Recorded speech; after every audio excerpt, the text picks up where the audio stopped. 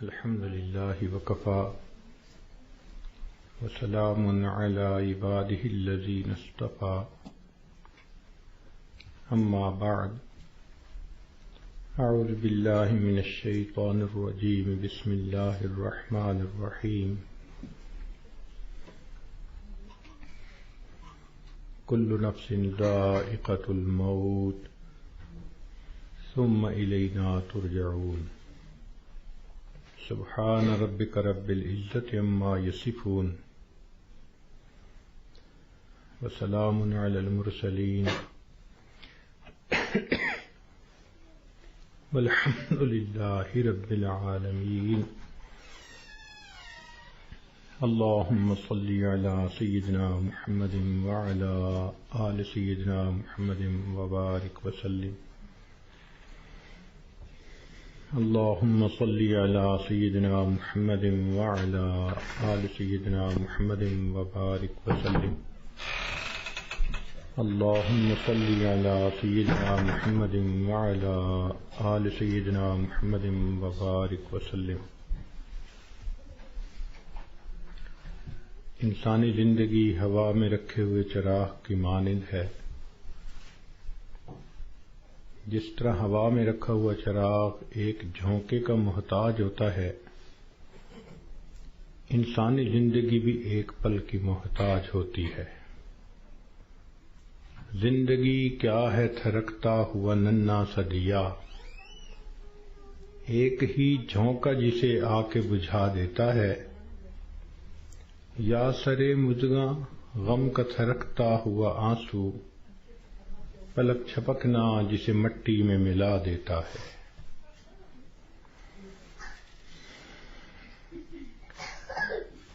اسی لیے کسی نے یہ کہا، زندگی انسان کی ہے مانند مرغ بے نوا، شاخ پر کچھ دیر بیٹھا چہچہایا اڑ گیا. کہ جس طرح ایک پرندہ کسی شاخ پر آ کر بیٹھتا ہے، تھوڑی دیر چہچہاتا ہے اور چلا جاتا ہے، یہی انسان کی زندگی کی مثال ہے کہ انسان اس دنیا میں تھوڑی دیر کے لیے آیا اور بالآخر اس دنیا سے چلا جائے گا. آپ نے دیکھا ہوگا کہ جب بچہ پیدا ہوتا ہے تو اس کے ایک کان میں اذان کہتے ہیں اور دوسرے میں اقامت کہتے ہیں. یہ اس بچے کو پیغام دے رہے ہوتے ہیں کہ تیری زندگی کی اذان بھی ہو گئی، تیری زندگی کی اقامت بھی ہو گئی. اب اقامت میں اور جماعت کے کھڑے ہونے میں جتنا فرق ہے اتنا ہی تیری زندگی ہے. لہذا تم اپنی زندگی اس طرح سے گزارو کہ ابھی میری نماز جنازہ قائم ہونے والی ہے. اسی لیے یہ حکم ہوا کہ تم دنیا میں ہو تو امتحان گاہ میں ہو. یہ دنیا سیرگاہ نہیں، تماشا گاہ نہیں، آرام گاہ نہیں، یہ امتحان گاہ ہے. افسوس کہ ہم نے اس کو چراگاہ بنا لیا.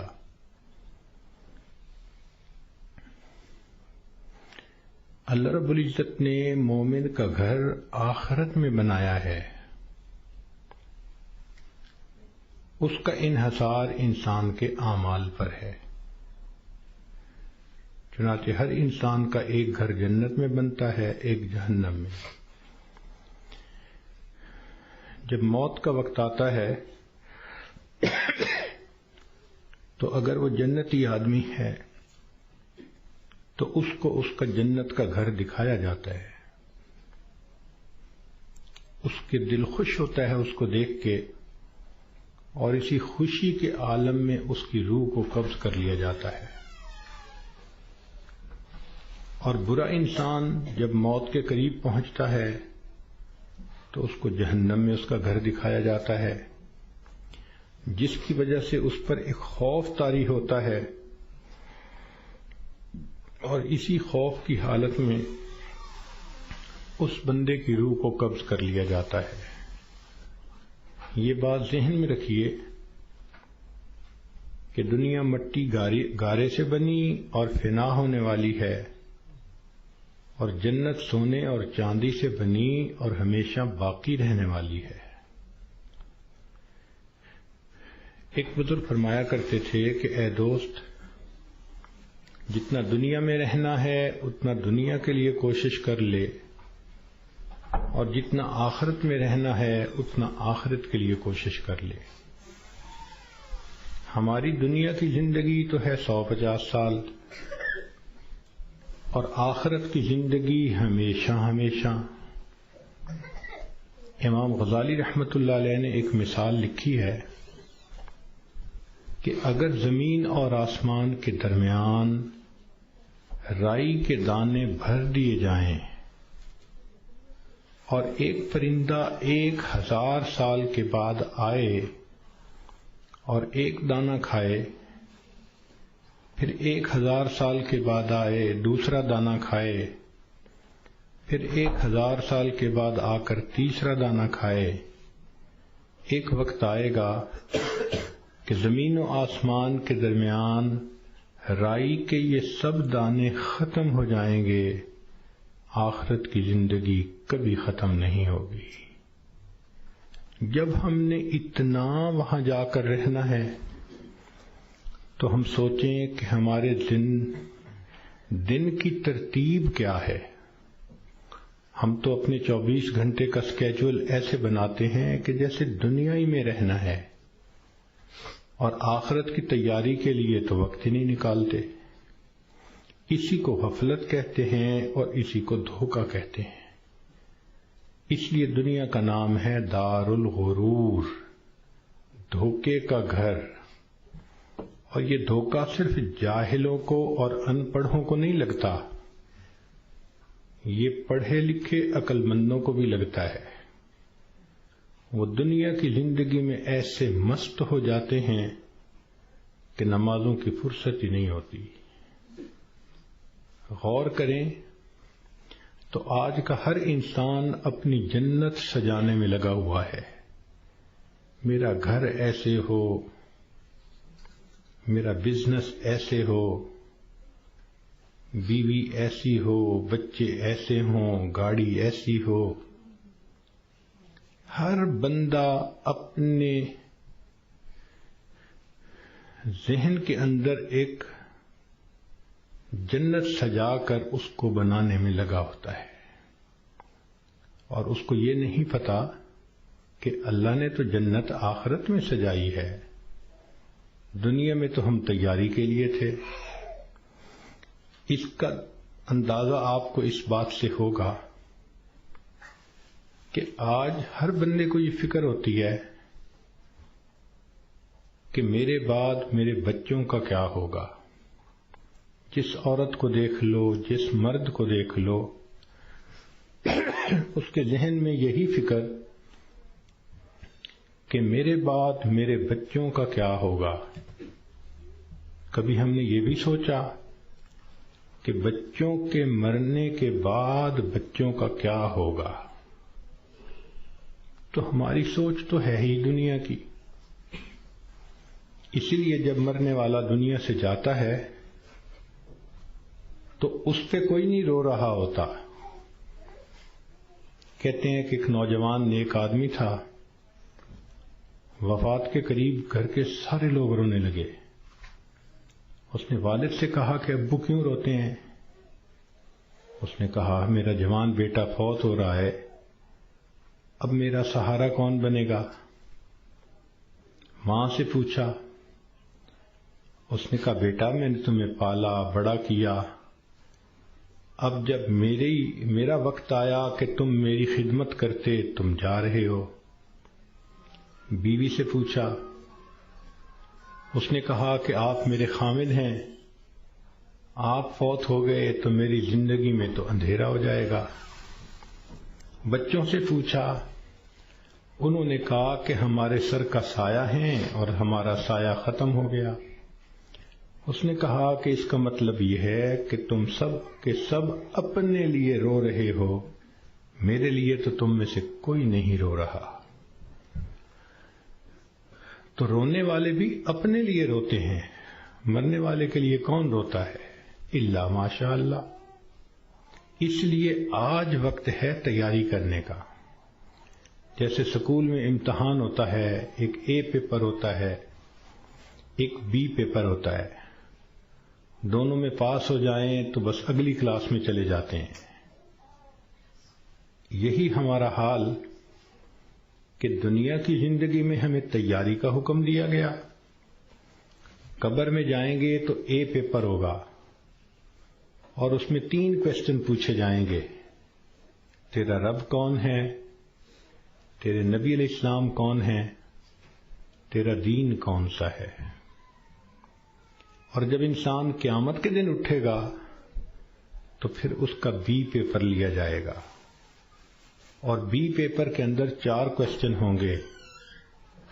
تم نے زندگی کیسے گزاری، جوانی کیسے گزاری، کدھر سے کمایا، کہاں پہ خرچ کیا، اور تم نے اپنے علم پہ کتنا عمل کیا.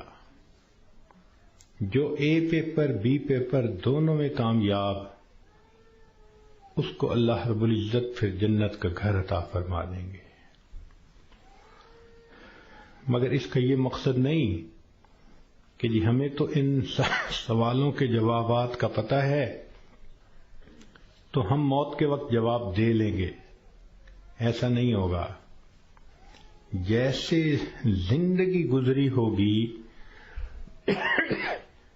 ویسا انسان قبر میں جواب دے سکے گا. جس نے دنیا میں نمازیں نہ پڑھیں، جو بے پردہ پھرتی رہی، جس نے غیبت کی، لوگوں کے دل دکھائے، اللہ کی بندیوں کے لیے جو وبال جان بن کر پھرتی رہی، جب یہ قبر میں جائے گی تو یہ نہیں کہہ سکے گی کہ میرا دین اسلام ہے. اس کا تو طرز زندگی ہی اور تھا، تو اسلام کا نام کیسے لے سکے گی؟ جو بے پردہ پھرتی ہے وہ کیسے کہہ سکے گی کہ میں نبی علیہ الصلوۃ والسلام کو اپنا نبی مانتی ہوں، ان کی تعلیمات کو اپنایا نہیں، ان کی سنتوں کی دھیان نہیں دیا، تو کیسے جواب دے سکیں گے؟ تو اس لیے کتنے لوگ ہوتے ہیں جو موت کے وقت کلمہ پڑھنا چاہتے ہیں، پڑھ نہیں پاتے. چنانچہ ایک ڈاکٹر ہیں، ڈاکٹر نور محمد صاحب، ملتان کے ہیں. انہوں نے زندگی کے 35 سال ایمرجنسی وارڈ کے اندر ڈیوٹی کی. انہوں نے موت کے اوپر ایک کتاب لکھی ہے. اس میں وہ لکھتے ہیں کہ ایمرجنسی وارڈ میں تو لوگ آتے ہیں جو آخری لمحوں پر ہوتے ہیں، اور بہت سارے فوت بھی ہو جاتے ہیں. تو جب بھی کوئی ایسا بندہ میرے سامنے آتا، میں اسے کلمہ پڑھنے کی تلقین کرتا.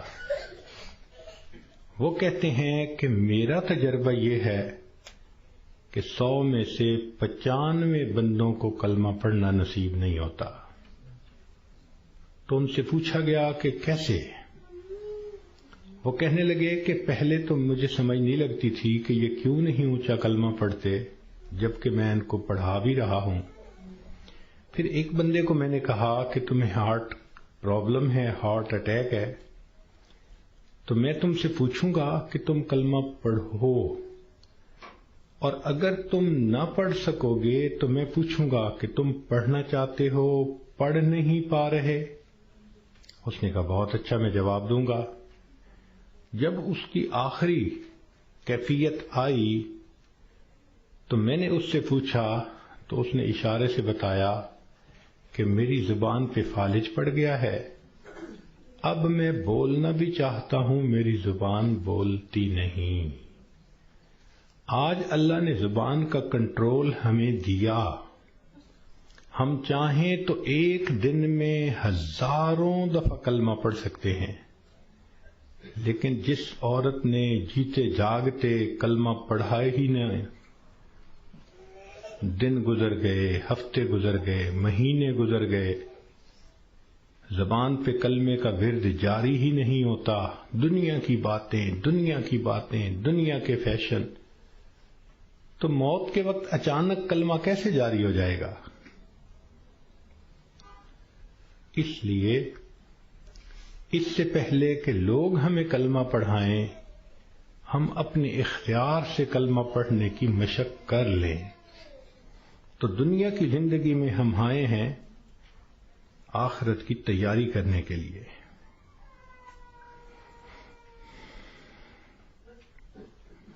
ہماری مثال ایسی ہے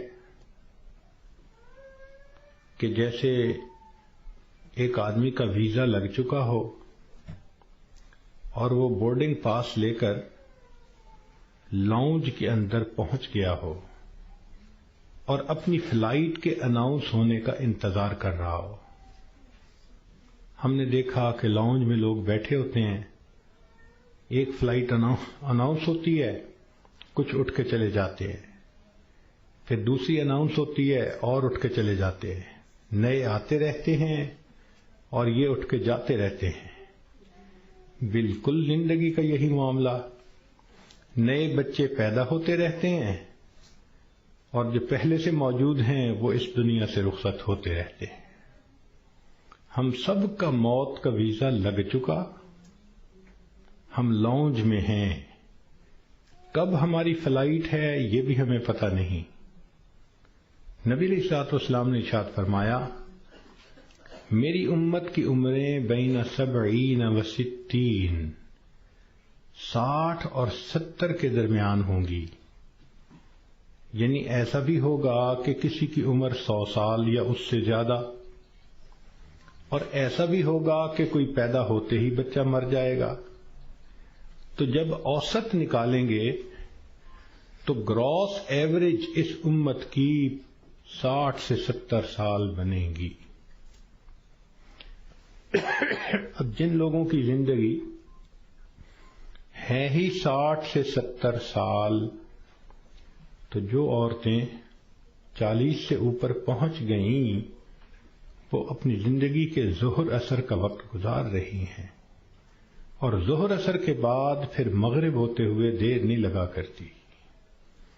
ہم نے خود تجربہ کیا ہے کہ کئی کام اکٹھے ہوتے ہیں تو سوچتے ہیں کہ ہم چھٹی کے دن کریں گے، اور چھٹی کے دن جب صبح ہوتی ہے تو دل میں بڑا مان ہوتا ہے، لمبا دن پڑا ہے، کوئی بات نہیں۔ لیکن کام کرتے کرتے جب ظہر گزر جاتی ہے تو پھر بندے کو پینک کنڈیشن ہونی شروع ہو جاتی ہے۔ وہی بندہ جو تسلی میں تھا کہ لمبا دن پڑا ہے، اب ہاتھ پاؤں پھول رہے ہوتے ہیں اور وہ کہتا ہے جی دن تو نکل گیا، جلدی سے کام سمیٹو۔ تو جو 40-50 سے اوپر کی زندگی گزار رہی ہیں، اب وہ ظہر عصر کے وقت میں پہنچ گئیں، مغرب ہونے میں دیر نہیں لگا کرتی۔ اس لیے بہتر ہے کہ ہم موت سے پہلے موت کی تیاری کر لیں۔ اللہ رب العزت چاہتے ہیں تو بندے کو ڈاکٹر کے قدموں میں موت دے دیتے ہیں، اور اگر چاہتے ہیں تو بندے کے نام مردوں کی فہرست سے نکلوا دیتے ہیں۔ ہمارے ایک ڈاکٹر صاحب دوست تھے، وہ ایک ہاسپٹل کے ڈائریکٹر تھے، بڑے تھے، 300 بیڈ کا ہاسپٹل تھا۔ تو کہنے لگے کہ ایک مرتبہ میرے پاس لسٹ آئی ان مریضوں کی جو فوت ہو گئے، تو روزانہ میں سائن کرتا تھا تو وہ ڈیڈ باڈیز وارثوں کے حوالے کر دی جاتی تھی۔ تو میں سائن کرنے لگا تو میرے ذہن میں خیال آیا کہ میں ذرا ان کے چہرے تو دیکھ لوں۔ کہنے لگا میں نے چہرے جو دیکھے تو ایک بوڑھا آدمی تھا، ایسی میرے ذہن میں گیا کہ کہیں اس کو فٹ کا دورہ تو نہیں پڑا۔ تو میں نے ٹیکا منگوایا اور انجیکشن اس کو لگا دیا، اللہ کی شان وہ اٹھ کے بیٹھ گیا۔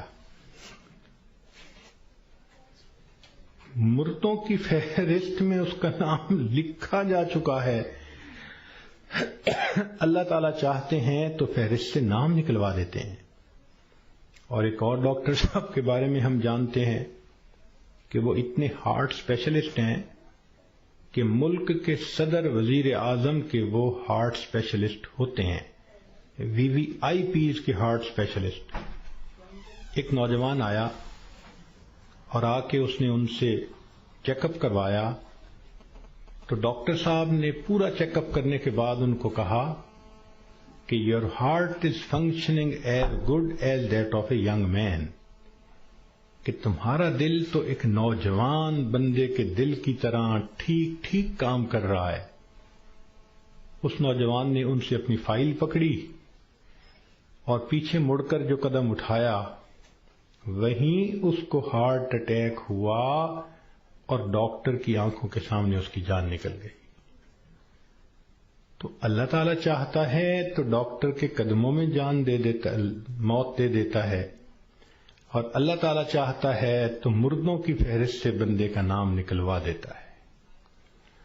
اور کئی مرتبہ انسان موت سے بھاگ کے جا رہا ہوتا ہے اور حقیقت میں موت کے قریب ہو رہا ہوتا ہے۔ چنانچہ سلیمان علیہ السلام کا دربار ہے، ایک شخص داخل ہوا اور اس نے وہاں بیٹھے ہوئے کسی آدمی کو بڑے غور سے دیکھا۔ تو جس بندے کو غور سے دیکھا اس پہ بہت خوف طاری ہوا، وہ اٹھ کے سلیمان علیہ السلام کے پاس آیا، حضرت مجھ پہ بہت خوف ہے اس شخص کا جس نے مجھے غور سے دیکھا، آپ پلیز ہوا کو حکم دیں مجھے دور فلاں جزیرے کے اندر پہنچا دے۔ تو سلیمان علیہ السلام نے ہوا کو حکم دیا۔ اتنے میں آپ نے اس بندے کو بلایا جس نے گھور کے دیکھا تھا، پوچھا کہ بھئی کون ہو؟ اس نے جواب دیا جی ملک الموت۔ تم اسے گھور کے کیوں دیکھ رہے تھے؟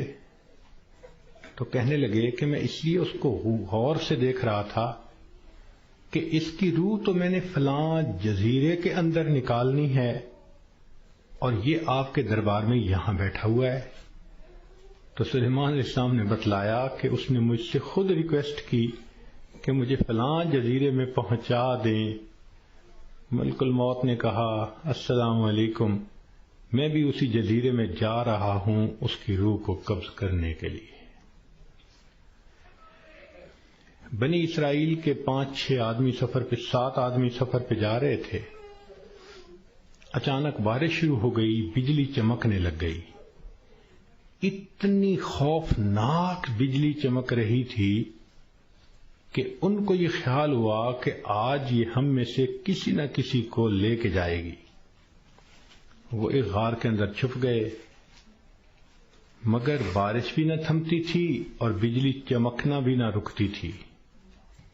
تو انہوں نے فیصلہ کیا کہ بھئی ایسے کرو، ایک ایک کر کے باہر نکلو، جس کو بجلی نے جلانا ہوگا وہ جلا دے گی تو باقی تو سکون کا سفر کر سکیں گے۔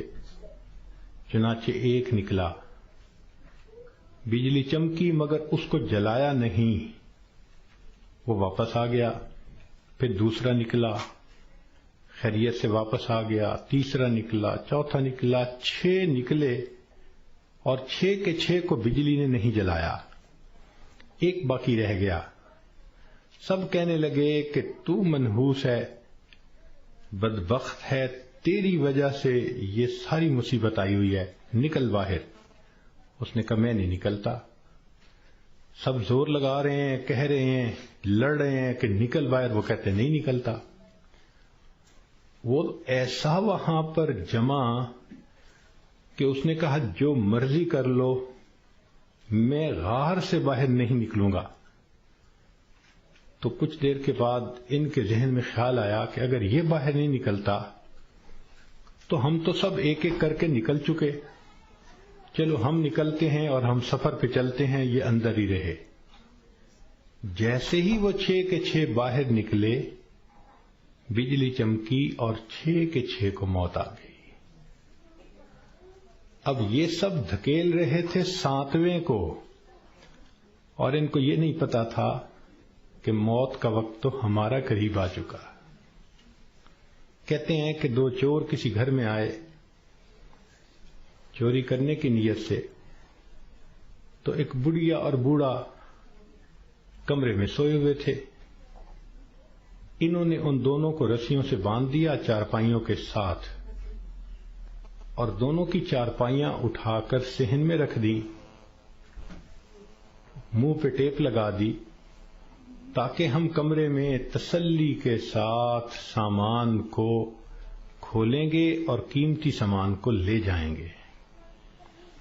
جیسے میاں بیوی کی چارپائیاں انہوں نے صحن میں رکھیں، یہ کمرے کے اندر گئے کہ ہم چوری کرتے ہیں، اچانک کمرے کی چھت گری اور یہ دونوں چور دب کر مر گئے۔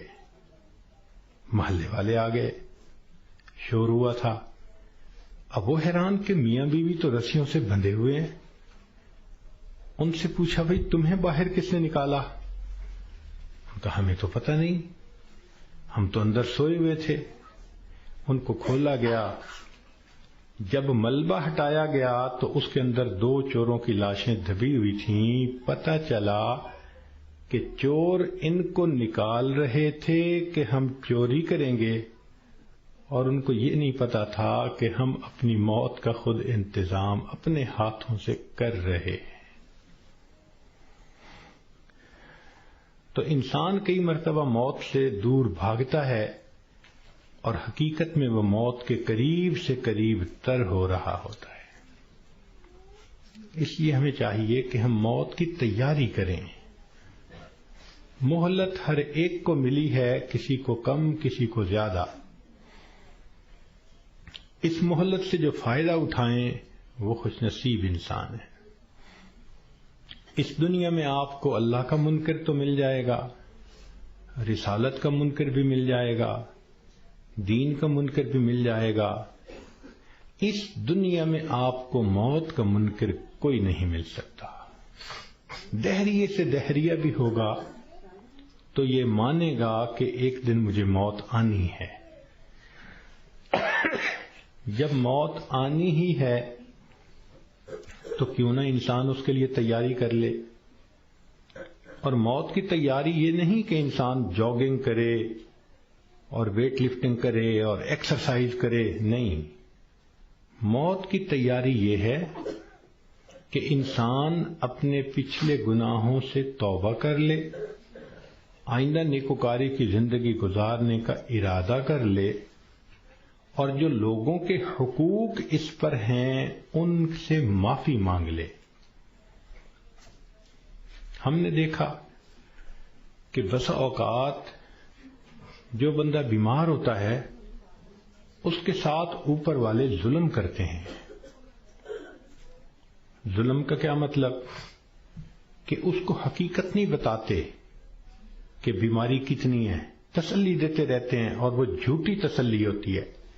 ابو ٹھیک ہو جائیں گے، امی ٹھیک ہو جائیں گی، اور وہ سمجھتے ہیں کہ ہم بڑا نیکی کا کام کر رہے ہیں۔ وہ جی بتائیں گے تو ابو کو شوق لگے گا۔ بھائی شوق تو ان کو لگے گا جب اچانک موت آ جائے گی۔ یہ بہتر نہیں کہ ان کو پہلے سے انفارم کر دیا جائے کہ جی بیماری خطرناک ہے، زندگی کا پتہ نہیں، ابو کلمہ پڑھ لیں، ابو تیاری کر لیں۔ اوپر والے ظلم کرتے ہیں بندے کے ساتھ۔ چنانچہ ایک مرتبہ میں اپنا واقعہ آپ کو سناتا ہوں۔ ایک صاحب تھے جو سیکٹری لیول کے تھے، بہت لکھے پڑھے اور بڑی ان کی تنخواہ اور گاڑیاں اور ٹیلنٹڈ انسان۔ ان کی ریٹائرمنٹ ہوئی تو وہ بیمار ہوئے تو ہاسپٹل میں تھے۔ گھر آئے تو ہم ان کی تباہ پرسی کے لیے حاضر ہوئے۔ تو جب اس کے بڑے بیٹے نے مجھے دیکھا تو کہنے لگا حضرت صاحب میرے ابو کے لیے دعا کر دیں، ڈاکٹر نے تو ہمیں جواب دے دیا ہے اور کہا ہے کہ بس ہفتے 10 دن کی بات ہے، ان کے اندر کینسر پھیل چکا، لیکن ہم نے ابو کو نہیں بتایا، آپ بھی پلیز ابو کو نہ بتانا۔ میں خاموش رہا۔ خیر اندر گئے، ملاقات ہوئی۔ تھوڑی دیر کے بعد میں نے انہیں کہا جی کہ مجھے آپ سے کوئی بات کرنی ہے، تو انہوں نے سب کو جانے کا حکم دے دیا کہ بھی کمرے سے جاؤ، میں حضرت جی سے کوئی بات کرنا چاہتا ہوں۔ جب وہ اکیلے ہو گئے تو میں نے ان سے بات کی کہ دیکھیں، زندگی کا کوئی بھروسہ نہیں، کوئی نہیں جانتا کہ کب موت آئے گی، کیا پتا میری موت پہلے آئے، کیا پتا آپ کی موت پہلے آئے۔ ہم نے آنکھوں سے دیکھا ہے بوڑھا باپ جوان بیٹے کی لاش کو دفن کر رہا ہوتا ہے، اور کئی مرتبہ جوان باپ اپنے نوزائیدہ بچے کی لاش کو دفن کر رہا ہوتا ہے۔ تو یہاں کیا بھروسہ زندگی کا؟ کہنے لگے بالکل صحیح بات ہے۔ میں نے کہا کہ بات یہ ہے کہ آپ کی جو رپورٹیں ہیں ان سے پتہ چلتا ہے کہ آپ کے اندر کینسر بہت پھیل چکا، اور ڈاکٹروں نے ہفتہ 10 دن کا وقت دیا ہے، تو بہتر یہ ہے کہ آپ تیاری کر لیں۔ یہ بات سنتے ہی اس کی آنکھوں میں چمک آ گئی، اور وہ مجھے کہنے لگا کہ حضرت صاحب آپ نے سچ کہا، یہ سارے لوگ مجھے جھوٹی تسلیاں دے رہے تھے، مجھے کنفیوز کر رہے تھے۔ میرا دل کہتا تھا کہ میری بیماری خطرناک ہے، اور یہ اوپر والے کہتے تھے، رپورٹ بھی نہیں دکھاتے تھے، کہتے تھے بس ٹھیک ہو جائے گا، آپ فوراً ٹھیک ہو جائیں گے۔ تو اللہ آپ کا بھلا کرے، آپ نے مجھے بتا دیا۔ میں نے تو اب اپنے پوتے پوتیوں کو، نواسے نواسیوں کو دیکھ لیا، کتنا بندے نے رہنا ہوتا ہے، تو چلو مجھے اندازہ تو ہو گیا۔ اب یہ کہہ کر انہوں نے دروازہ کھلوایا۔ جب بیٹا آیا اور اس کو پتہ چلا کہ حضرت صاحب نے تو بتا دیا میرے ابو کو، تو وہ میری طرف دیکھنے لگے۔ میں نے ان کو کہا کہ بچے غصہ نہ کرو، میں نے تمہارے ساتھ بھلا کیا ہے۔ اللہ کے اس بندے نے سارے گھر والوں کو بلایا اور ان کو کہا کہ دیکھو بھئی، میری بیماری کی یہ حالت ہے کہ میرے پاس صرف 6-7 دن ہیں۔ اب ایسے کرو کہ جو میری زمینیں تھیں، جائیدادیں تھیں، مکان تھے اور وہ میرے نام تھے، سارے نکالو، میں اپنی وراثت کو بچے اور بچیوں میں شریعت کے مطابق تقسیم کرتا ہوں تاکہ میرے بعد جھگڑے نہ ہوں۔ لو جی، 2 دن میں انہوں نے سب جائیدادوں کا بچوں کے نام انتقال کروا دیا تاکہ بچوں کے جھگڑے نہ ہوں آپس میں۔ پھر اس کے بعد انہوں نے کہا کہ میرا جی چاہتا ہے کہ میرے بچوں کے آپس میں رشتے ہوں، تو کچھ رشتے تھے جو انہوں نے پرپوز کیے، اور ان کی وجہ سے انہوں نے آپس میں ہاں بھی کر لی۔ پھر تیسرا کام انہوں نے یہ کیا کہ کچھ رشتہ داروں کی آپس میں ناراضگیاں تھیں، ان کو بلایا اور کہا کہ دیکھو بھئی، میں مہمان ہوں، میرے دل کی تمنا ہے کہ میں تمہیں آپس میں ایک دوسرے سے سلو کرتا ہوا دیکھوں۔ چنانچہ 15 20 سال سے جو ایک دوسرے سے رشتہ دار نہیں بولتے تھے، گھر آنا جانا نہیں تھا، انہوں نے ان سب میں سلو کروا دی۔ پوری برادری اتنی خوش تھی ان تمام باتوں پہ کہ جی اس بندے نے اتنا اچھا کام کر دیا، یہ ہماری برادری کا بڑا تھا، سب میں جوڑ پیدا کر دیا۔ پھر اللہ کی شان، 1 ہفتے کے بعد اس کو موت آ گئی۔ اب اس کا بیٹا جب کبھی ملتا ہے کہتا ہے حضرت جو احسان آپ نے ہم پہ کیا ہم اس کا بدلہ نہیں چکا سکتے۔ تو کیا ضرورت ہے بیمار آدمی سے چھپانے کی جبکہ اس کی بیماری اتنی خطرناک سٹیج تک پہنچ چکی ہو؟ ہم مسلمان ہیں، یقین ہے کہ ہم نے جانا ہے، تو اس بندے کو غفلت میں موت آئی اور وہ کلمہ بھی نہ پڑھ سکا، تو پھر اس کو دکھ ہوگا نا، بتانے سے تو دکھ نہیں ہوتا۔ تو اس لیے شریعت نے کہا کہ جب کسی کو موت آنے لگے تو اس کو کلمے کی تلقین کیا کرو.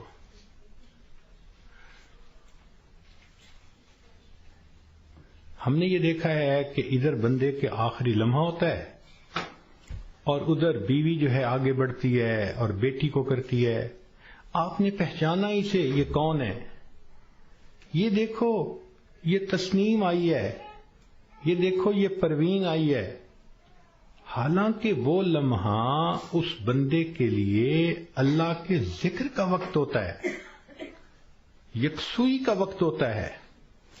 تو یہ مسئلہ سمجھ لیں کہ جب کسی مریض یا مریضہ کو دیکھیں کہ اب آخری لمحے ہیں، مت تعارف کریں اور کروائیں. ساری زندگی اس کو تعارف ہوتا رہا، اب تو رب سے تعارف ہونے کا وقت ہے.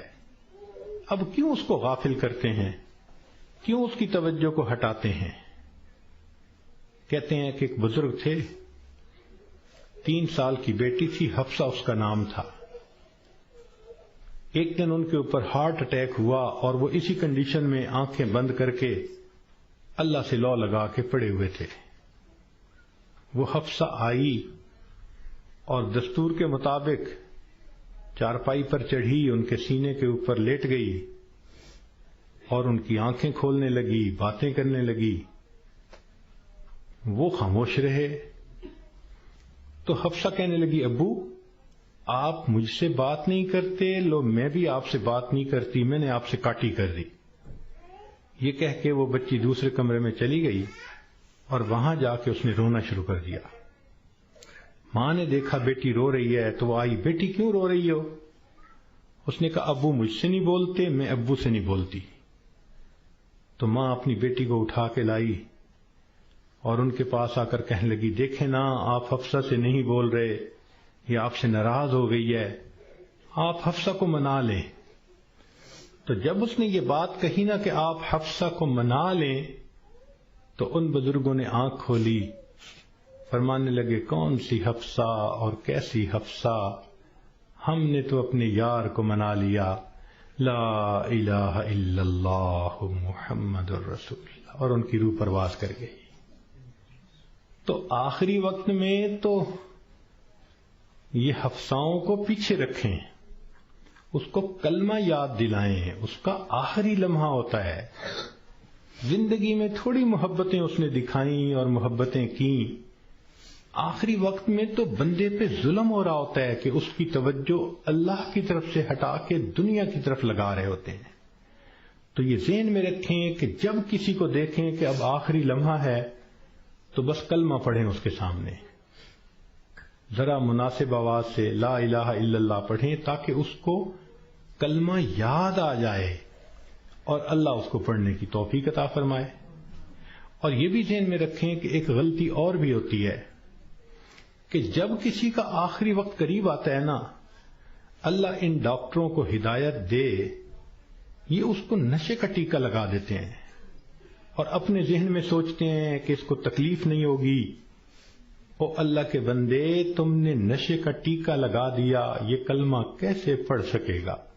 ساری زندگی جس کی تمنا رہی کہ میں آخری وقت میں کلمہ پڑھ کے جاؤں، تم اس کو بے ہوش کر دو گے تو اس نعمت سے محروم کر دو گے. اس لیے جب آپ دیکھیں کہ اب آخری وقت ہے تو ڈاکٹروں کو منع کر دیں. ہاسپٹل میں ہوں، گھر میں ہوں، ڈاکٹر کو سختی سے کہیں کہ ڈاکٹر صاحب اس وقت آپ نے نشے کا ٹیکہ نہیں لگانا، تاکہ ہوش کے ساتھ یہ کلمہ پڑھ کے ایمان کے ساتھ دنیا سے رخصت ہو. اس وقت کی جو تکلیف ہوتی ہے وہ تو گناہوں کی معافی ہو جاتی ہے. تو یہ بھی غلطی ہو جاتی ہے، اس کا بھی بڑا خیال رکھیں. اور ایک آخری بات کہ ہم نے دیکھا کہ لوگ جب میت کا جنازہ پڑھتے ہیں تو اس وقت اعلان کرواتے ہیں، اور جی اگر لین دین کا معاملہ ہو تو ان کے بیٹوں سے کر لو، اور اگر کسی کا کچھ دکھ دیا ہو، دل دکھایا ہو تو پلیز اللہ کے لیے سب معاف کر دیں. تو پہلی بات تو یہ بتائیں کہ جن کا اس نے دل دکھایا کیا وہ اس کا جنازہ پڑھنے آئے ہوں گے؟ اور دوسری بات کہ اگر اس نے رشتہ دار عورتوں کا دل دکھایا تو عورتیں تو ویسے ہی جنازہ پڑھنے نہیں آتی. تو موت کے بعد اعلان کروانے کا اتنا فائدہ نہیں. لطف اور مزہ تو یہ ہے کہ زندگی میں یہ معافی مانگے. کم لوگ ہوتے ہیں جو اپنی زندگی میں لوگوں سے معافی مانگ لیتے ہیں. ہمارے ایک بزرگ تھے، سفید ریش ہو گئے تھے. ان کی ایک خوبصورت عادت تھی، وہ جس کسی سے ملتے تو الوداع ہوتے ہوئے فرماتے، آپ کے تو میرے اوپر بہت حقوق ہیں، میں کمزور ہوں، ادا نہیں کر سکا، آپ مجھے اللہ کے لیے معاف کر دیں. شریعت کہتی ہے کہ جب کہنے والے نے یہ کہا اور سننے والے نے آگے سے مسکرات دیا تو بس اس نے گویا معاف کر دیا. وہ ہر کسی سے معافی مانگتے تھے، بڑے سے بھی، چھوٹے سے بھی، ہر کسی سے. تو مرد بھی اس عادت کو اپنائیں، عورتیں بھی اس عادت کو اپنائیں. بیوی خاوند سے معافی مانگ لے، خاوند بیوی سے معافی مانگ لے، بچے آپس میں ایک دوسرے سے معافی مانگ لیں. یہ معافی مانگنے کی عادت اچھی عادت ہے، اس میں کوئی شان گھٹ نہیں رہی ہوتی کہ بندہ کہہ دے جی مجھ سے تو بہت کوتاہیاں ہوئیں اور اگر آپ ہرٹ ہوئے پلیز آپ مجھے معاف کر دیں. بلکہ بعض تو بچیوں کو یہ ایسی عادت پڑ جاتی ہے کہ وہ جس کسی سے بات کرتی ہیں، بیٹھتی ہیں، ہر ایک سے معافی مانگ لیتی ہیں. تو یہ بھی ایک بہت اچھی عادت ہے کہ دنیا کے معاملات کو انسان دنیا میں ہی سمیٹ جائے. کون ہے جو آخرت میں جواب دینے کے قابل ہو سکے؟ تو آج وقت ہے تیاری کرنے کا، اور اس کو کہتے ہیں موت کی تیاری، کہ انسان گناہوں کو چھوڑے، نیکیوں کو اپنائے، زندگی شریعت کے مطابق بنائے. جتنے دل لوگوں کے حقوق میں کوتاہی کی، غیبت کی، دکھ دیا، ان سب سے معافی مانگ لے. جس بندے نے ایسا کر لیا اور اپنی توجہ کو اللہ کی طرف کر لیا، اس نے گویا اپنی موت کی تیاری کر لی. اب جب موت آئے گی اس کے لیے خوشیوں کے دروازے کھلتے چلے جائیں گے. تو ہمیں چاہیے کہ ہم موت کے لیے تیار رہیں. ہمیں نہیں معلوم کہ ہمیں کس حال میں موت آئے گی. میں اپنی بات کو ذرا سمیٹنا چاہ رہا ہوں. امید ہے کہ آپ توجہ سے بات سنیں گی. کہ ایک شخص کو دشمنوں نے قتل کیا اور نہر میں پھینک دیا، اور اس کی لاش پانی کے اندر کئی دن ڈوبی رہی. جب وہ اوپر آئی سطح پر تو اتنی پھول گئی تھی کہ بندے کی پہچان ممکن ہی نہیں تھی، شکل ہی بدل گئی تھی.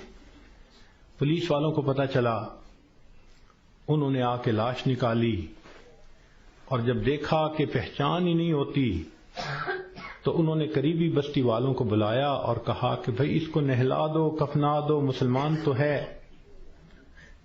چنانچہ امام صاحب نے کہا کہ جی میں نہلا تو دوں گا، میرے پاس کفن کے پیسے تو نہیں ہیں، مجھے کفن کے پیسے دے دو. ایک بندے نے کہا کہ جی اعلان کر دو.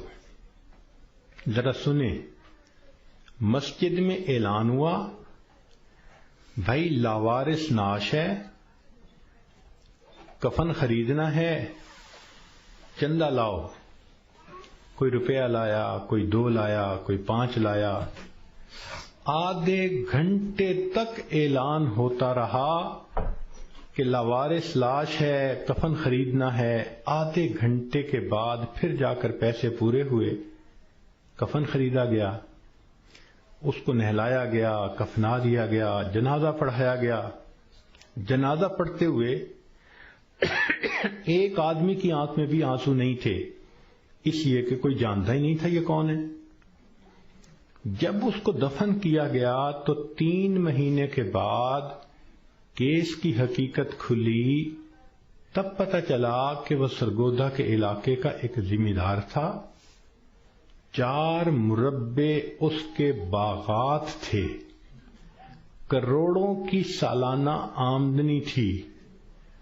کوئی 6 کروڑ روپیہ اس کے بینک بیلنس کے طور پہ موجود تھا اور اس کے 4 جوان العمر بیٹے تھے، اس لینڈ لارڈ نے کبھی سوچا بھی نہیں ہوگا کہ میں کروڑوں پتی بندہ جب دنیا سے جانے لگوں گا تو چندے کا کفن لے کے جاؤں گا۔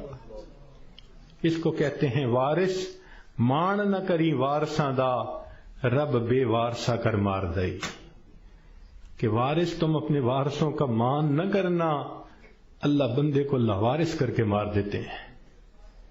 ہمیں کیا پتا کس حال میں موت آئے گی، آج وقت ہے اس موت کی تیاری کرنے کا۔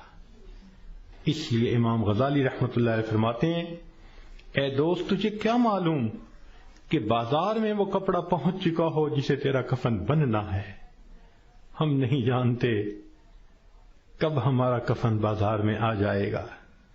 لوگ یعنی شادی اور بیاہ میں مشغول ہوتے ہیں اور ان کو نہیں پتا ہوتا ان کے کفن کا کپڑا پہنچ چکا ہوتا ہے۔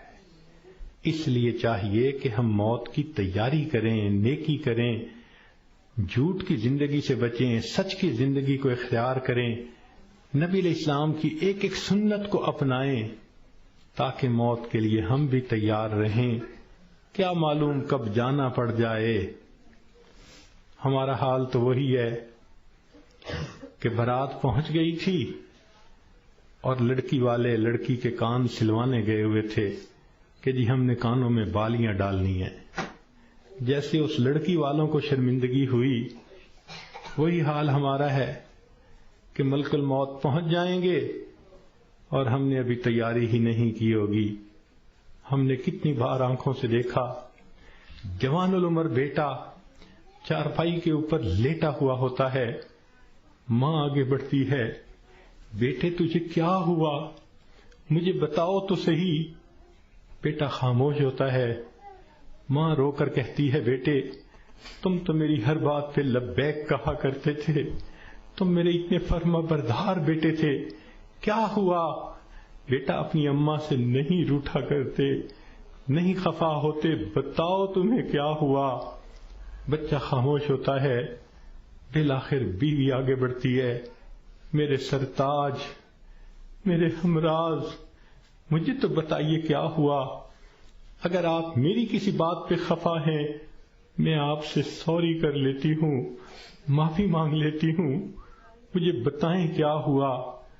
نوجوان خاموش ہوتا ہے، بہن آگے بڑھتی ہے، میرے ویر مجھے بتائیں تو صحیح کیا ہوا۔ خاموش ہوتا ہے، بہن کہتی ہے کہ مجھے بتائیں، میں ابھی ڈاکٹر کو بلواتی ہوں، مگر جوان کوئی جواب نہیں دیتا۔ بیٹی آگے بڑھتی ہے، ابو مجھے بتائیں تو صحیح کیا ہوا۔ ابو میں آپ کی بیٹی ہوں، میں آپ کی خدمت کے لیے 24 گھنٹے حاضر ہوں، کچھ کھانا ہے یا پینا ہے مجھے بتائیے، کوئی کام ہے مجھے بتا دیجئے، ابو مجھے بتائیں تو صحیح کیا ہوا۔ باپ خاموش ہوتا ہے، بیٹی روتی رہ جاتی ہے، ماں پھر آگے بڑھتی ہے، بیٹے میں نے کال کر دی ہے، ابھی ڈاکٹر کو بلواؤں گی، تمہارا علاج کرواؤں گی۔ بیٹا خاموش ہوتا ہے، اسی خاموشی کی حالت میں ماں دیکھتی ہے، آنکھیں کھلی رہ گئیں، روح نکل گئی، وہ اپنے کانپتے ہاتھوں کے ساتھ جوان بیٹے کی آنکھوں کو انگوٹھے رکھ دیتی ہے۔ اس ماں نے کبھی سوچا بھی نہ تھا میں بڑھاپے میں جوان بیٹے کی آنکھیں بند کروں گی۔ جب بچے کی روح نکل جاتی ہے، سب رو رہے ہوتے ہیں، کہنا شروع کر دیتے ہیں میت کو فلاں کپڑے میں رکھ دو، تھوڑی دیر پہلے یہ کسی کا باپ تھا، یہ نوجوان کسی کا بیٹا تھا، کسی کا بھائی تھا، کسی کا خاوند تھا، اب کیا ہوا؟ سب نے اس کو میت میت کہنا شروع کر دیا تو جواب ملے گا اصلی انسان تو چلا گیا، یہ اس کا جسم باقی ہے، اس کو بھی ہم اس کے اصلی گھر پہنچائیں گے۔ چنانچہ اس کو نہلا دیا جاتا ہے، کفنا دیا جاتا ہے اور جنازے کا اعلان کر دیا جاتا ہے۔ اس کو لینے کے لیے کئی رشتہ دار کمرے کے اندر آ جاتے ہیں، بھئی تم کیوں آئے ہو؟ ہم اس کو اس کے اصلی گھر پہنچانے کے لیے۔ بھئی یہ گھر بھی تو اسی کا تھا، اسی نے پلاٹ خریدا، اسی نے نقشے بنوائے، اسی نے کمرہ بنوایا، اسی نے یہ مکان بنوایا، ماربل لگوایا، کہاں کہاں سے فرنیچر ڈھونڈا، کہاں کہاں سے بجلی کی فٹنگ خرید کے لایا، ابھی تو دیواریں بھی میلی نہیں ہوئی، تم اس کو لینے آ گئے ہو۔ سب کہیں گے یہ تو عارضی گھر تھا، اصلی گھر تو آگے ہے، 2 گز زمین کا ٹکڑا، چھوٹا سا تیرا گھر ہے۔ سب اس کو کندھوں پہ اٹھا لیتے ہیں، رشتہ دار جمع ہیں، سب قبرستان تک پہنچ جاتے ہیں، جنازہ پڑھتے ہیں، پھر قبر میں اتارنے کا وقت آتا ہے۔ شریعت کا یہ حکم ہے کہ جو قریب ترین رشتہ دار ہو وہ قبر میں اتارے۔ ہم نے اپنی آنکھوں سے یہ منظر دیکھے، جوان بیٹے کو باپ قبر میں اتار رہا ہوتا ہے، بھائی کو بھائی قبر میں اتار رہا ہوتا ہے۔ اللہ کی شان، یہ تو شریعت کی مہربانی ہے، اس نے عورتوں کو منع کر دیا کہ تم جنازے میں اور قبرستان میں مت جاؤ۔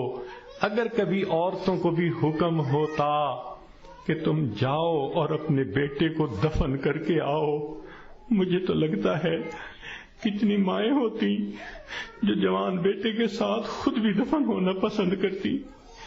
کیسی عجیب اللہ تعالیٰ نے مردوں کو ہمت دی ہوتی ہے۔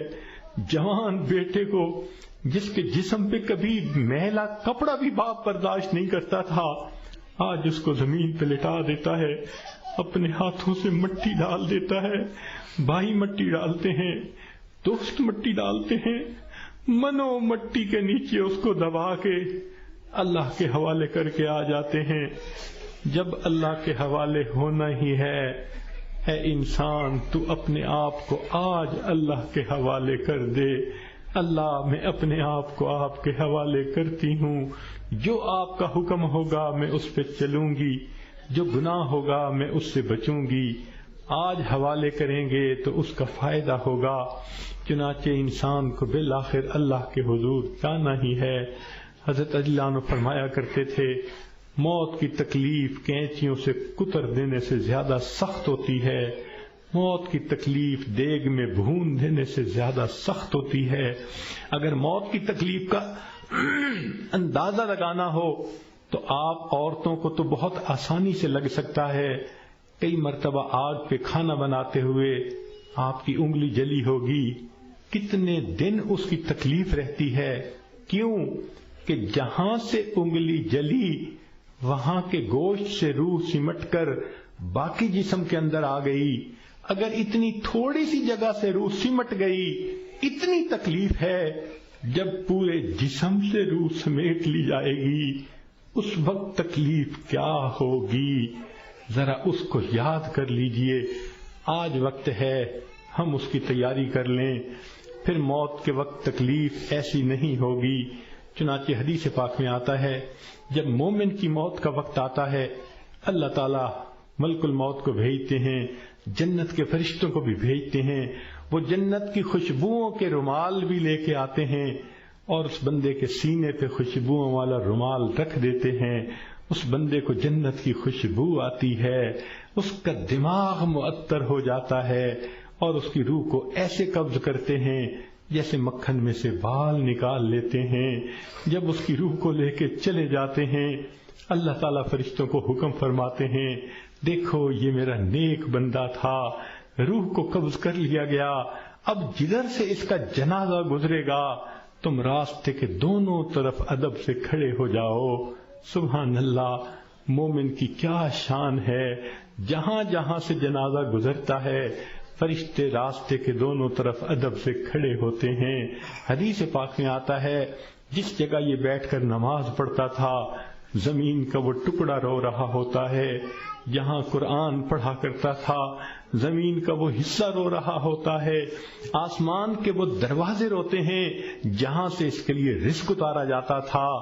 سبحان اللہ، یہ اللہ کے عاشق کی موت ہے۔ اس لیے کہا گیا کہ عاشق کا جنازہ ہے، ذرا دھوم سے نکلے، محبوب کی گلیوں سے ذرا گھوم کے نکلے۔ یہ عاشق کا جنازہ جا رہا ہے۔ پھر اس کو جب دفن کیا جاتا ہے حدیث پاک میں آتا ہے اللہ تعالیٰ فرشتوں کو فرماتے ہیں یہ میرا بندہ دنیا سے تھکا ماندہ آیا ہے، جاؤ اور اس کو جا کر کہہ دو نم کنومت العروس، دلہن کی نیند سو جا۔ فرشتہ آ کے خوشخبری دے دیتا ہے تم دلہن کی نیند سو جاؤ۔ یہاں محدثین نے نکتہ لکھا، یہ کیوں نہ کہا میٹھی نیند سو جاؤ، آرام کی نیند سو جاؤ، گہری نیند سو جاؤ، یہ کیوں کہا کہ دلہن کی نیند سو جاؤ؟ تو اس کا جواب انہوں نے یہ دیا کہ دلہن جب پہلی رات اپنے کمرے میں جا کر سوتی ہے، اس کو وہی جگاتا ہے جو اس کا خاوند، اس کا محبوب ہوتا ہے۔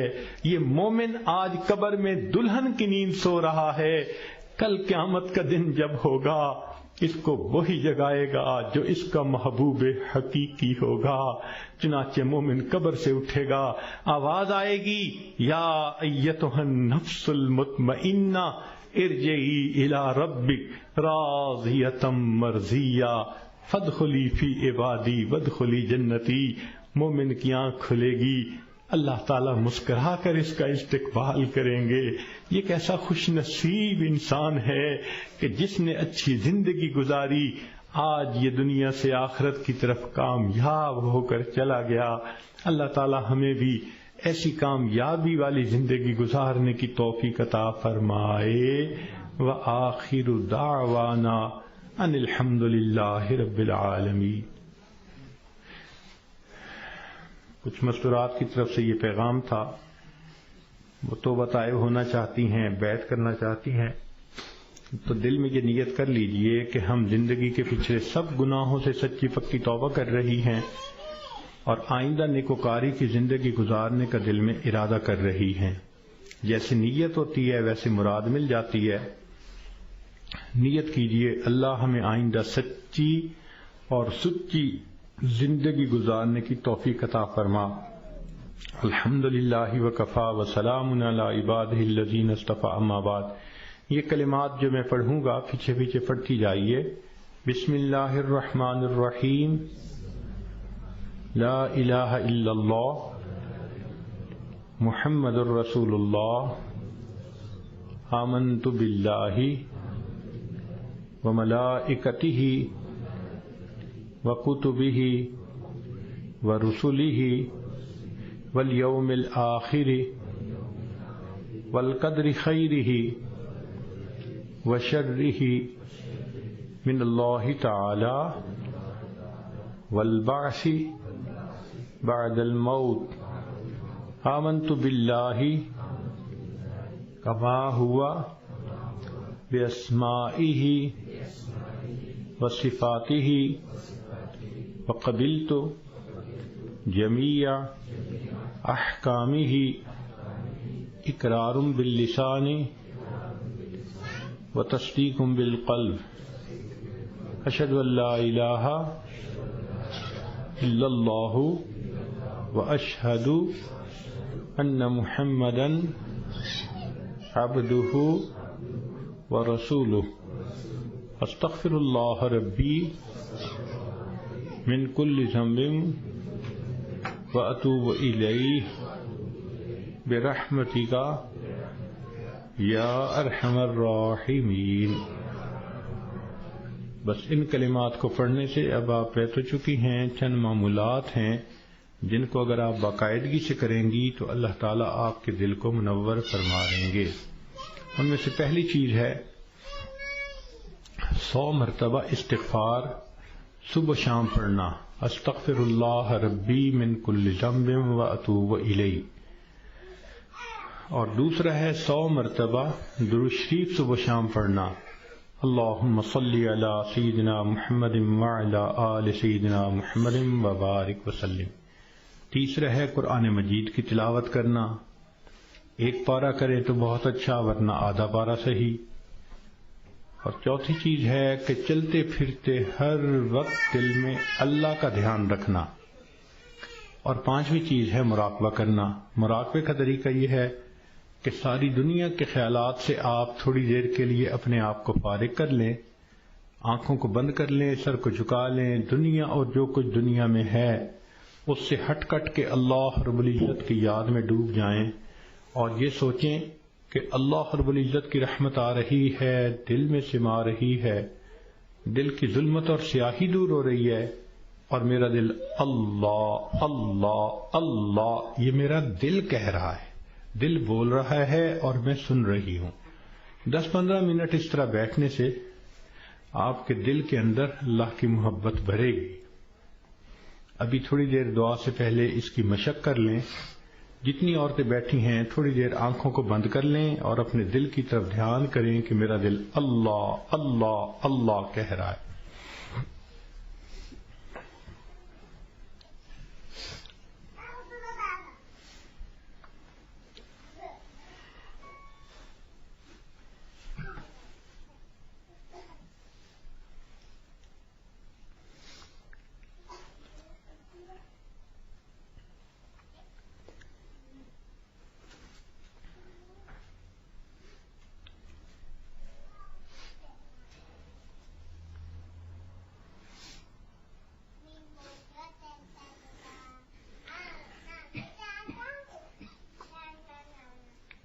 ہوا و حرص والا دل بدل دے،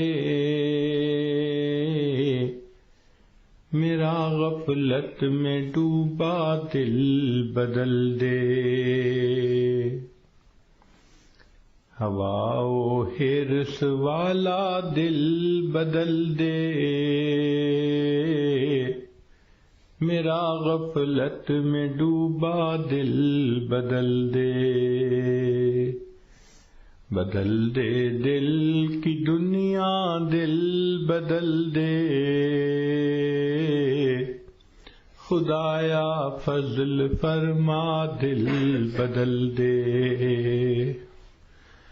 گنہگاری میں کب تک عمر کاٹوں،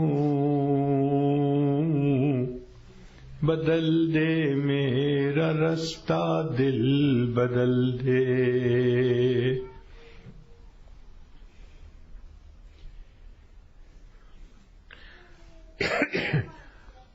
سنو میں نام تیرا دھڑکنوں میں، سنو میں نام تیرا دھڑکنوں میں، مزہ آ جائے مولا دل بدل دے۔ ہٹا لوں آنکھ اپنی ماں سوا سے، جیوں میں تیری خاطر دل بدل دے۔ یہ کیسا دل ہے سینے میں الہی، جو زندہ بھی ہے مردہ دل بدل دے۔ پڑا ہوں تیرے در پر دل شکستہ، رہوں کیوں دل شکستہ دل بدل دے۔ تیرا ہو جاؤں اتنی آرزو ہے، بس اتنی ہے تمنا دل بدل دے۔ میری فریاد سن لے میرے مولا، بنا لے اپنا بندہ دل بدل دے۔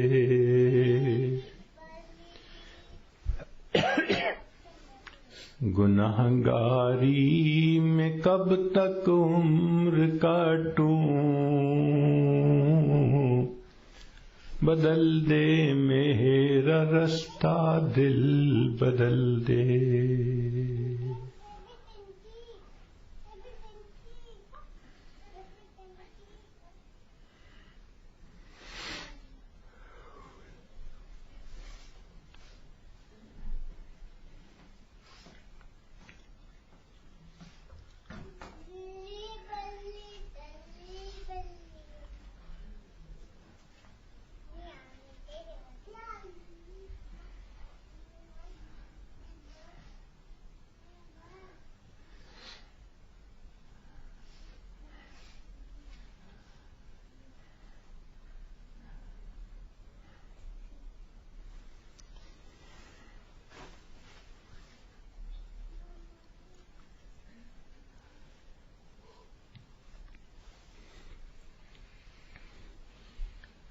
لا الہ الا اللہ محمد الرسول اللہ. دعا کر لیجئے. سبحان ربی العلی وحاب. اللہم صلی علی سیدنا محمد وعلی آل سیدنا محمد وبارک وسلم. اے کریم آقا، ہم آپ کے عاجز مسکین بندے ہیں، ہمارے گناہوں کو معاف فرما، خطاؤں سے درگزر فرما، عیبوں کی پردہ پوشی فرما. اللہ ہماری نگاہوں کو پاک فرما، دلوں کو صاف فرما، سینوں کو اپنی محبت سے لبریز فرما، اپنے عشق کی آتش ہمارے سینوں میں پیدا فرما، ہمارے انگ انگ سے اپنے ذکر کو جاری فرما، روئے روئے سے اپنے ذکر کو جاری فرما، ہڈی ہڈی بوٹی بوٹی میں اپنی محبت پیدا فرما. اے کریم آقا، ہمارے ساتھ درگزر کا معاملہ فرما. اللہ جو گناہ دن میں کیے معاف فرما، راتوں میں کیے معاف فرما، جو محفل میں کیے معاف فرما، جو تنہائیوں میں کیے معاف فرما، جو گناہ یاد ہیں وہ بھی معاف فرما، جو کر کے بھول گئے وہ گناہ بھی معاف فرما. آنے والے وقت کو گزرے وقت سے بہتر فرما، آنے والی زندگی کو گزری ہوئی زندگی کا کفارہ بنا. میرے مولا، ہم سے تو دھوپ کی گرمی برداشت نہیں ہوتی، جہنم کی گرمی کہاں برداشت ہو سکے گی. ہم پر رحمت فرما دیجئے، جہنم سے بری فرما دیجئے. اللہ، ہم سے تو چند کلو کا وزن سر پہ نہیں اٹھایا جاتا. قیامت کے دن یہ پہاڑوں برابر جو گناہوں کا بوجھ ہے یہ سر پہ کیسے اٹھائیں گے؟ اللہ ہم پر کرم کر دیجئے. ہم سے تو دو بندوں کے سامنے کی ذلت برداشت نہیں ہوتی، قیامت کے دن ساری مخلوق کے سامنے کی ذلت ہم کیسے برداشت کر سکیں گے؟ اللہ ہم پر رحم فرما دیجئے. جو غفلت میں ہم نے وقت گزارا اللہ ہمیں اس پر معاف فرما دیجئے. آئندہ نیکوکاری کی زندگی عطا فرمائیے. اللہ کرم کے فیصلے فرما دیجئے. اے اللہ، ماں اپنے بچے کو نجاست میں لکھڑا دیکھتی ہے، بچے کو پھینک نہیں دیتی، چھوڑ نہیں دیتی، سمجھتی ہے یہ تو نادان ہے، بیٹا تو میرا ہی ہے. وہ بچے کو اٹھا لیتی ہے، صاف کر کے سینے سے لگا لیتی ہے. اللہ، ہم بھی گناہوں کی نجاست میں لتھڑے ہوئے ہیں، مگر بندے تو آپ ہی کے ہیں. اللہ ہم سے خفا نہ ہو جائیے. اللہ ہمیں اپنے در سے دھکے نہ دے دیجئے. ایک رحمت کی نظر ڈال کے ہمیں دھو لیجئے اور اپنی رحمت کی چادر میں جگہ عطا فرمائیے. اللہ، ہم نے دنیا داروں کو دیکھا، کسی گھر کی عورتیں چل کے دروازے پہ آ جائیں تو وہ تو قتل کے مقدمے بھی معاف کر دیتے ہیں. اللہ، یہ آپ کی بندیاں اپنے گھروں سے چل کے آپ کے دروازے پر آئی بیٹھی ہیں، دامن پھیلائے بیٹھی ہیں. اللہ، ان کے گناہوں کو معاف فرما دیجئے. جو ان کے دل کی نیک مرادیں ہیں اللہ اپنی رحمت سے ان کو پورا کر دیجئے. اللہ، رحمت کا معاملہ فرما، اٹکے کاموں کا ہونا آسان فرما، الجھے کاموں کو اپنی رحمت سے سلجھا. اے اللہ، جو شادی شدہ ہیں ان کو خاوندوں بچوں کی خوشیاں نصیب فرما. اے اللہ، جو جوان العمر ہے ان کو نیک دیندار قدردان لوگوں کا ساتھ نصیب فرما. پروردگار عالم، آنے والے وقت کو گزرے وقت سے بہتر فرما، آنے والی زندگی کو گزری ہوئی زندگی کا کفارہ بنا. اللہ، ہمیں آئندہ نیکوکاری کی زندگی نصیب فرما. جو آج سنا اس پر عمل کرنے کی توفیق عطا فرما. صلی اللہ تعالی علی خیر خلقہ سیدنا محمد و آلہ و اصحابہ اجمعین.